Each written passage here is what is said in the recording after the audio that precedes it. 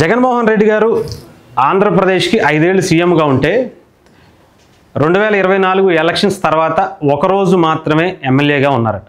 ఇది సాక్షాత్తు assembly speaker Ayyanna Patrudu గారు చెప్పినటువంటి విషయం. ఈరోజు ఆయన అయ్యన్న పాత్రుడు గారు రాసినటువంటి ఒక లెటర్ కూడా మనం చూడొచ్చు. జగన్మోహన్ రెడ్డి గారి గురించి ఈ 16వ శాసనసభ సభ్యులైన వైఎస్ జగన్మోహన్ రెడ్డి గారి 24వ తారీఖు 6వ నెల 2024లో నాకు ఒక లేఖ రాశారు.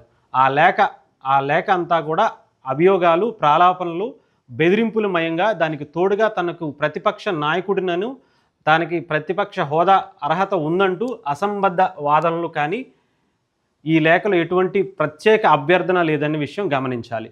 ఆ లేఖ రాసిన కొద్ది రోజుల తర్వాత వైఎస్ జగన్మోహన్ రెడ్డి గారు ఆంధ్రప్రదేశ్ హైకోర్టుని ఆశ్రయించారు. విచిత్రం ఏంటంటే, తన ప్రతిపక్ష నాయకుడిని ప్రకటించుకోవాల్సిందిగా శాసనసభ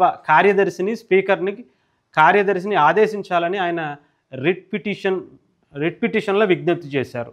వైఎస్ జగన్మోహన్ రెడ్డి పిటిషన్ ఇంకా విచారణకు అర్హత కలిగి ఉన్నదో లేదో అని నిర్ధారించే దశలోనే ఉంది. ఆ పిటిషన్లో వైఎస్ జగన్మోహన్ రెడ్డి స్పీకర్ను, శాసన వ్యవహారాల మంత్రిని ప్రతివాదులుగా చేర్చినప్పటికీ ఆ ఇద్దరిని మినహాయించాలని గౌరవ అడ్వకేట్ జనరల్ గారు వేసినటువంటి సూచనలతో న్యాయస్థానం ఏకీభవించింది. ఆ న్యాయ ప్రక్రియ ఒక కొలిక్కి వచ్చే వరకు వేచి చూద్దాం అనుకున్నాను. కానీ ఇటీవల కాలంలో ఈ అంశంపై వైఎస్ జగన్మోహన్ రెడ్డి ఇంకా వారి పార్టీ నాయకులు చేస్తున్నటువంటి పలు వ్యాఖ్యలు నా దృష్టికి వచ్చాయి.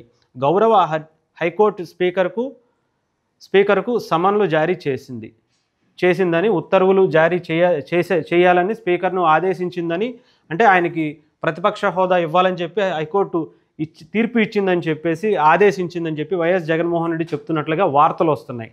నిజానికి ఈనాటి వరకు హైకోర్టు నుంచి జగన్మోహన్ రెడ్డి వేసినటువంటి పిటిషన్ విచారణకు అర్హత ఉందో లేదో నిర్ధారణే కాలేదు. వైఎస్ జగన్మోహన్ రెడ్డి ఈ రకమైనటువంటి తప్పుడు ప్రచారం చేయడంలో ఆశ్చర్యపడవలసింది ఏమీ లేదు. 24/6/2024 తేదీన చేసిన నిరాధార ఆరోపణల ఆధారంగానే ఈ తప్పుడు ప్రచారం కొనసాగించారు. కాకపోతే ఈ దఫా ఆయన తన కల్పిత వాదనలతో ఆక్షలను గౌరవ న్యాయస్థానానికి ఆపాదించడానికి సైతం వెనుకాడకూడదని దూరదృష్టి వత్తాసు పలికే విధంగా ఆయన సహజ శైలిలో ఆయనకు ఉన్నటువంటి ఎలా అయితే తిమ్మిని బమ్మిని చేసే రకం కావచ్చు, లేదంటే ఆయనని అబద్ధాన్ని నిజం చేసేయాలనే ఒక ఇది కావచ్చు, ఆయనలో ఎక్కువగా ఉంటుందని చెప్పుకుంటూ. అంటే ఎక్కడా కూడా ఆయన ఇంతవరకు అసెంబ్లీకి ఎమ్మెల్యేగా వచ్చింది ఒకరోజు మాత్రమే, హాజరైంది ఆయన ప్రమాణ స్వీకారానికి తప్ప ఇంకొక దానికి హాజరు కాలేదని మాత్రమే చెప్పుకున్నారు. అంతేకాకుండా ఆయనకి ఏదైతే ప్రతిపక్ష హోదా ఇవ్వాలి అని చెప్పి హైకోర్టు కూడా ఇచ్చేసింది అని చెప్తున్నటువంటి దాంట్లో ఇంతవరకు హైకోర్టు ఆ పిటిషన్నే తీసుకోలేదు, యాక్సెప్ట్ చేయలేదు. అయినా కూడా వైఎస్ఆర్సీపీకి సంబంధించినటువంటి నాయకులు కావచ్చు, జగన్మోహన్ రెడ్డి గారు కావచ్చు, పదే సోషల్ మీడియాలో అనేక విభాగాల్లో కూడా వాళ్ళు ఇష్టం వచ్చినట్టుగా స్పీకర్కి చెప్తున్నా కూడా, ఈ రాష్ట్ర ప్రభుత్వానికి చెబుతున్నా కూడా పట్టించుకోవటం లేదు. అది హైకోర్టుని ధిక్కరించినట్టుగానే వస్తున్నటువంటి, అంటే తప్పుడు ప్రచారాన్ని వాళ్ళు చేసుకుంటూ వస్తున్నారనేది స్పీకర్ గారు చెప్పినటువంటి విషయం. సో ఇక్కడ అసెంబ్లీకి సంబంధించి ఆయన ప్రతిపక్ష పాత్ర కావాలి అంటే 10లో ఒక వ్యక్తి అయినా సరే, అంటే 175లో కనీసం 17 నుంచి 18 మంది అయినా సరే ఉండాలి. 10లో ఒక వ్యక్తి అయినా సరే గెలవాలి. అప్పుడే కానీ ప్రతిపక్ష హోదా అనేది రాదు అని చెప్పేసి స్పీకర్ గారు అసెంబ్లీకి సంబంధించినటువంటి రూల్స్ అండ్ రెగ్యులేషన్స్లో ఉన్నటువంటి విషయాలనే చాలాసార్లు చెప్పినటువంటి పరిస్థితి. అయితే ఇప్పటికీ జగన్మోహన్ రెడ్డి గారికి అవకాశాన్ని కల్పిస్తూనే ఈ లేఖను కూడా మీరు రాసినందుకు, నా మీద తప్పుడు ఆరోపణలు చేసినందుకు కూడా నేనేం మిమ్మల్ని ఆశ్చర్యపోవటం లేదు. అయినా కూడా నేను మిమ్మల్ని క్షమిస్తున్నాను. మీరు అసెంబ్లీకి వస్తే బాగుంటుంది, లేదా నేను కూడా లీగల్గా యాక్షన్ తీసుకోవాల్సి ఉంటుంది అంటే ఇక్కడతో అయిపోయాయి. జగన్మోహన్ రెడ్డి గారిది ఆయన ఎమ్మెల్యే పదవి కూడా కరెక్ట్గా సీరియస్గా తీసుకుంటే స్పీకర్నే ఆయన మీదే తప్పుడు ఆరోపణలు చేసి, అది కూడా హైకోర్టు నుంచి వచ్చినటువంటి ఉత్తర్వుల మీద కూడా తప్పుడు ఆరోపణలు ఇంకోటి విధంగా చేశారు. కాబట్టి చాలా సీరియస్గా తీసుకుంటే జగన్మోహన్ రెడ్డి గారి ఎమ్మెల్యే పదవి కూడా గోవిందా. ఎందుకంటే ఇప్పటికే జగన్మోహన్ రెడ్డి గారికి ఒక నిజంగా చెప్పాలంటే ఎమ్మెల్యే పదవి గండం కూడా ఉందనుకోవాలి. సీఎం పదవి గండం అయితే అయిపోయింది.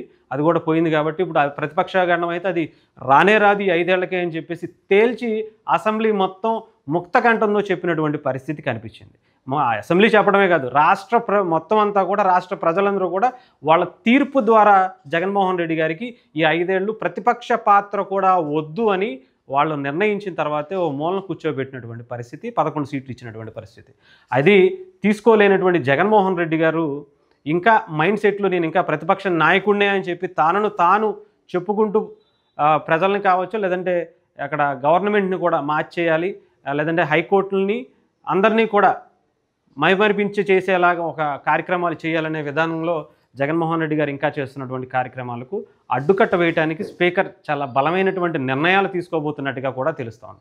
ఇదే కనుక కంటిన్యూ చేస్తే జగన్మోహన్ రెడ్డి ఇది నా రూల్, ఇది స్పీకర్గా నాకున్నటువంటి రూల్, ఇది నేను ఇలాగే ఉంటాను, ఇది నా రూల్స్ నేను పక్కాగా ఫాలో అవుతాను, నువ్వేం చేసుకుంటావో చేసుకో అని చెప్పి అయ్యన్న పాత్రుడు గారు నిజంగా చెప్పాలంటే వార్నింగ్ కాదు, అంతకు మించి ఇచ్చినట్టుగా మనం చూడాలి.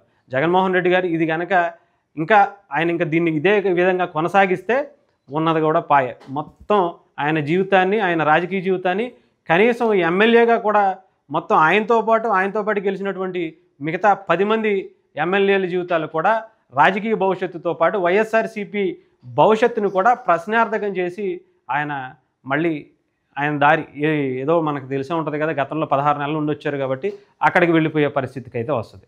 సో జగన్మోహన్ రెడ్డి గారు కాస్త ఒళ్ళు దగ్గర పెట్టుకుని మీ రాజకీయ భవిష్యత్తుని, లేదంటే వైఎస్ఆర్సీపీ రాజకీయ భవిష్యత్తునైనా కాపాడుకోవాలనే ఉద్దేశం ఉంటే కనుక అసెంబ్లీకి వచ్చి మాట్లాడాలి, లేదా నిజంగా చెప్పాలంటే ఆయనకి అయ్యన్న పాత్రుడి గారికి క్షమాపణ చెప్పాలి, అసెంబ్లీకి క్షమాపణ చెప్పాలి. మీరు చేసినటువంటి తప్పుడు ఆరోపణలు ఏవైతే ఉన్నాయో వైఎస్ఆర్సీపీకి సంబంధించినటువంటి నాయకులందరూ వాళ్ళందరూ కూడా మేము మాట్లాడింది తప్పు, ఇంతవరకు హైకోర్టు తీసుకోలేదు, అయినా కూడా మేము ఇలా మాట్లాడుతున్నాం అని చెప్పి తప్పు ఒప్పుకుంటే తప్ప మీకు వాళ్ళు కనీసం ఏదో ఒక రకంగా చూసే పరిస్థితి లేదు. ఇదే కంటిన్యూ చేస్తే మొత్తం తీసి అవతల పడదొక్కుతారు. ఇంకా మీరు తర్వాత ఏదో అంటారు కదా, 60 రోజులు కంటిన్యూగా రాకపోతేనో ఇంకొకటి, ఇవన్నీ ఆల్రెడీ అయిపోయినాయి. ఇప్పటికే మీరు మొన్న వచ్చింది కూడా లెక్కలోకి లేదని చెప్పి తేల్చేశారు. ఇంకోసారి మీరు రాను అని చెప్పి మీరు మొండి పట్టుకుని ఇంట్లో కూర్చున్నారు. అదే ఇంకా ఉన్నది పాయ ఉంచుకున్నదే పాయ అన్నట్టుగా మొత్తానికి నాశనం అయిపోద్ది మీ జీవితంతో పాటు మీ నాయకుల జీవితం. మీకు ఎలాగో దువ్వాడ శ్రీనివాసు, అంబటి రాంబాబు, రోజా ఇంతమంది పనిగట్టు కూర్చున్నారు మీ మీ మీ వెనకాల, వాళ్ళందరి జీవితం కూడా మొత్తం పోయినట్టు అయిపోతుంది.